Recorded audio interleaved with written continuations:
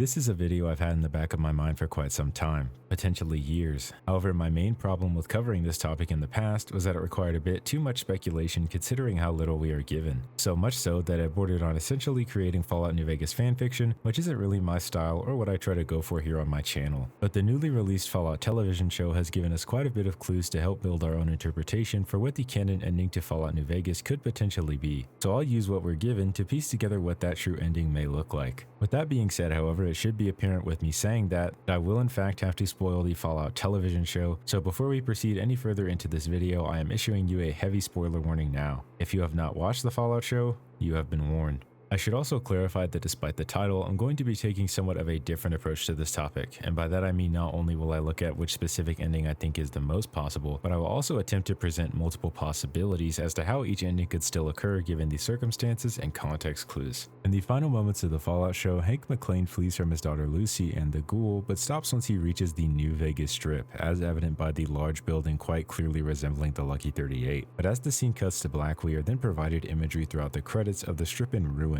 with the crowded streets and bright neon lights replaced now with the decaying bodies of Deathclaws, an NCR vertibird that appears to have not been used for quite some time, and the once lively casinos are, as they were before Mr. House's revival, again empty and devoid of life. Just outside the Strip are Securitrons that, although deactivated, appear to be intact for the most part, but these many Securitrons being down to me hint at some sort of struggle or conflict, whether they were deactivated or were defeated in some sort of battle. From this scene, we can factor in at least a few major details when it comes to piecing together what could be the canon ending of the game. Those being 1. The Strip is obviously no longer being inhabited and is completely abandoned. 2. The New California Republic was clearly present on the Strip in some capacity for some reason given the vertibird. And 3. There being that there was likely some sort of conflict involving Securitrons as well, and whomever was using these Securitrons against their opponents seems to have lost this battle. With these details, I don't believe Mr. House would be the canon ending for a few different reasons. Firstly, and the biggest sign for me, is the NCR vertibird. If Mr. House solidifies his hold on New Vegas and claims the dam, he attempts to continue to hold ties to the NCR and forges terms for their retreat where the New California Republic back west can still benefit from the resources originating from Hoover Dam.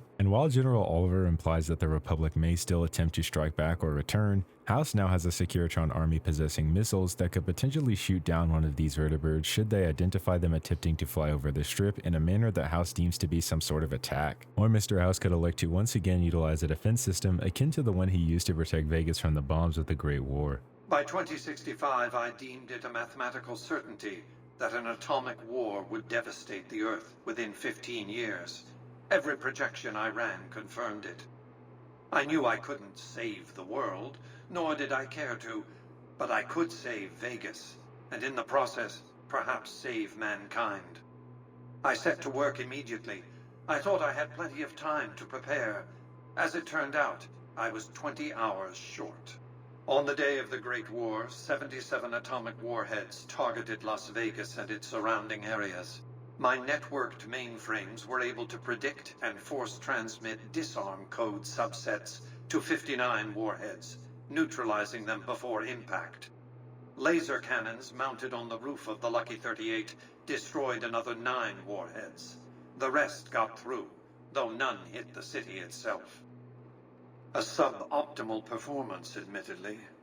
If only the platinum chip had arrived a day sooner. If House believed the Republic to be committing an act of treachery by flying their vertibirds over the Strip, I have no doubt in my mind that he may once again use these cannons to stop the NCR before they reach and potentially harm his business or patrons of the Strip. Which brings us to the next reason why this vertibird stands out to me specifically. That being that the Republic would never bring this vertibird or any combat situation to the Strip where there are still NCR soldiers and citizens walking the streets with the possibility of harming and killing them in the process. House does believe the Republic is willing to take certain casualties or that they subscribe to the means to an end philosophy to some extent. Would Kimball and Oliver have traded the lives of hundreds of soldiers for absolute control of Hoover Dam? Oh, yes. They weren't afraid of me.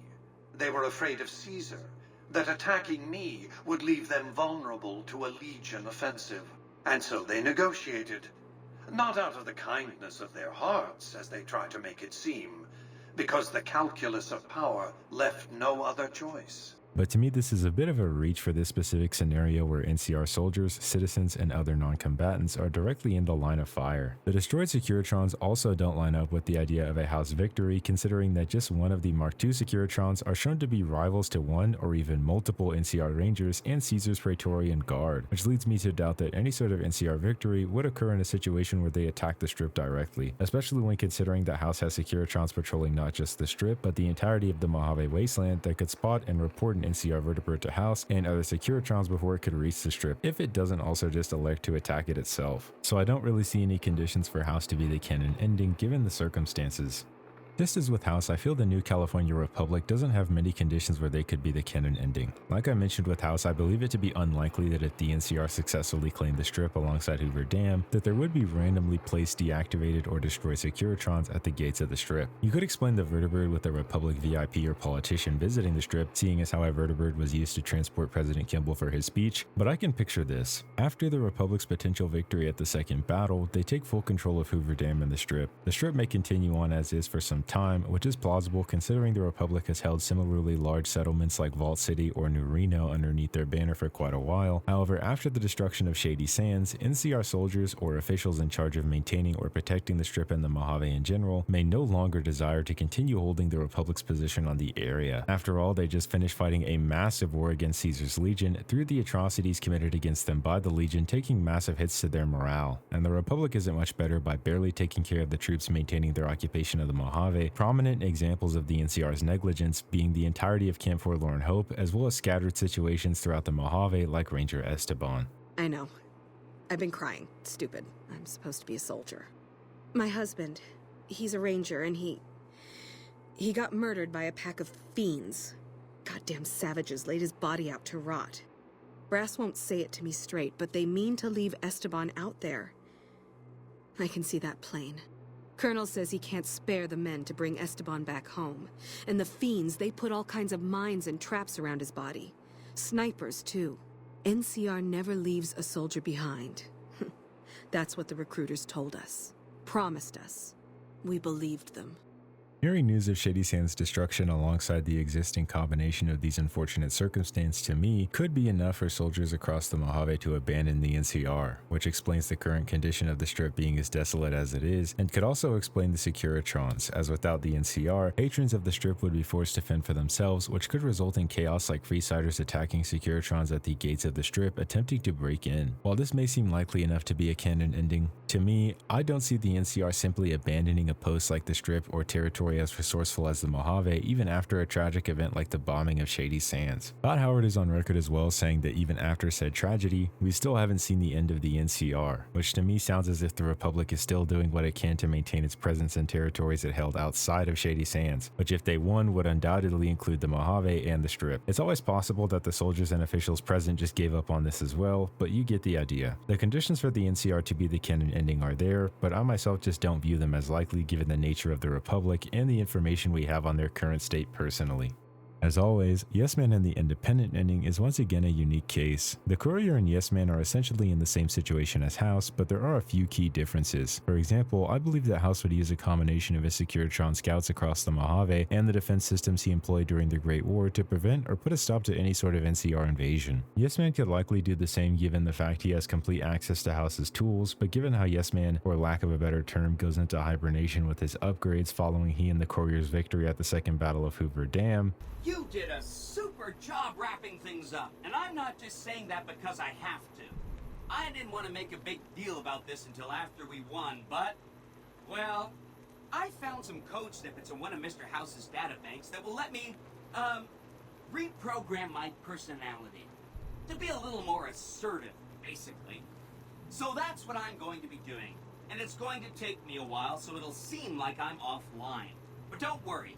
Everything will be okay. Yes Man would then not be able to perform the same maneuver, making it more likely that the NCR could successfully make their way onto the Strip if we look past the fact they aren't likely to invade the Strip for combat given the patrons. It is also impossible to progress in the House ending without upgrading his Securitrons, but Yes Man cannot force the Courier to commence the upgrade, yet the two can progress to the point of making it through Hoover Dam, even if the Courier elects to destroy the Securitron army instead. This means that it is also possible for Securitrons to be destroyed at the entrance of of the Strip, given how they would be significantly weaker than the ones that hold their own against NCR Rangers and Legion Praetorians, which leads to the NCR doing much better than they would if House could see them coming from miles away with his upgraded Securitron army. Of course, this doesn't have to be the case given how many different ways the independent ending could play out, but I'm approaching this from the context of the information we are provided by the end credit sequence. Another scenario is that Yes Man is somehow permanently rendered inoperable or goes offline in an irreversible manner, leading to the Courier no longer having control over the Securitron army, which would explain why there are broken down Securitrons at the gates of the Strip, and either because they are informed about the Courier losing access to their army or because they intended to do so regardless, the NCR again invades, and this explains the Vertibird. Just as with determining if the independent ending is truly a suitable option for the Mojave, determining whether or not the independent ending could be canon is too much up to personal interpretation, as there are far too many wildly differing variables to take into consideration. In both of my faction videos, I did express that I myself do not possess much faith in a Mojave under the leadership of Yes Man and the Courier, so the Doomsday Disaster scenario presented in the end credit sequence does admittedly play to my own confirmation bias a bit in the process of determining if Yes Man is in fact the canon ending. However, as I said, this is largely up to your own interpretation again, given the nature of the independent questline.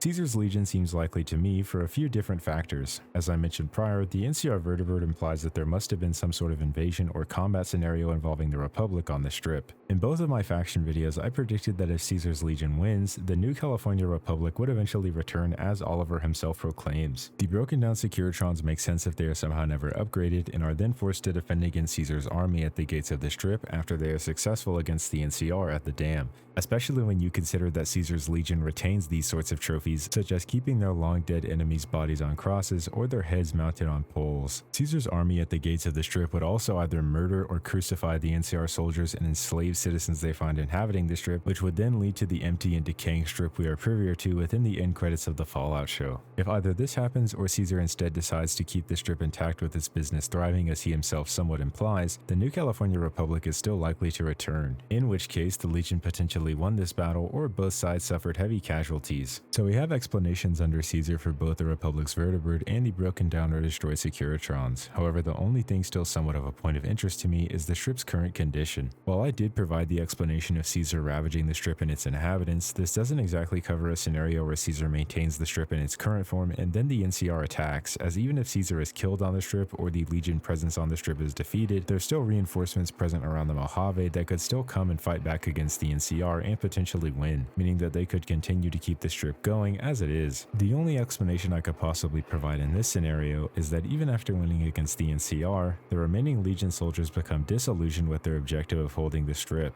or the dam after Caesar or Lanius could have been killed in the Republic invasion involving the Vertibird. This makes sense when considering that even Lanius confides in the Courier that he believes fighting for the West against the NCR to be a lost cause, ending in the death of the Legion. Long ago, when taking Denver, I had to face such a challenge. Many died over many years to claim the city as ours. It was the lines of food and water that nearly broke the Legion's strength, and the lack of tribals near that cursed city. When I felt in that struggle, I felt as I saw the map of the West. The West is a trap. The bear has already been caught in it, and it is dying. And I imagine the remaining legionaries, or Lanius if he is left to lead them, would come to that conclusion in a scenario where this NCR invasion results in the death of Caesar, either electing to disband as they are in the West or return to their pre-established eastern territories. The only issue with this being that the Strip is still empty, which I highly doubt would be the case if the NCR catches wind that the Legion abandoned the area. However, the situation I presented where the NCR abandons the region as well could also be possible following this scenario. Regardless, given how the Legion provides explanations for the Securitrons, the NCR Vertibird, and some lines of reasoning for how the Strip may have ended up in its current form, I think it's fairly likely that they are indeed the canon ending to Fallout New Vegas. This also adds up within the very narrative of the game when considering that House is nowhere near close to realizing his plans without the aid of the Courier or any other human operative, and the New California Republic at the time of the events of the main quest are largely afraid of Caesar's Legion as they continue to commit their atrocities against NCR soldiers and citizens, destroying the Republic's willingness to fight before the Second Battle of Hoover Dam. There is also a chance that nothing in this end credit sequence is actually representative of the current condition of the Strip and is instead a stylistic decision for the end credit scene, in which case ignore this video in its entirety. With that being said, however, I'm going to go ahead and bring this video to an end. I have other Fallout content on my channel for you to check out if you're interested, and will continue to make videos about Fallout as well as a variety of other topics in the future, so subscribe for free to be notified of what I get up to in the future, such as when I upload or stream. Like this video to support both the channel and myself, as well as let me know that this is the type of content you want to see. Thank you all for watching, and have a great rest of your day.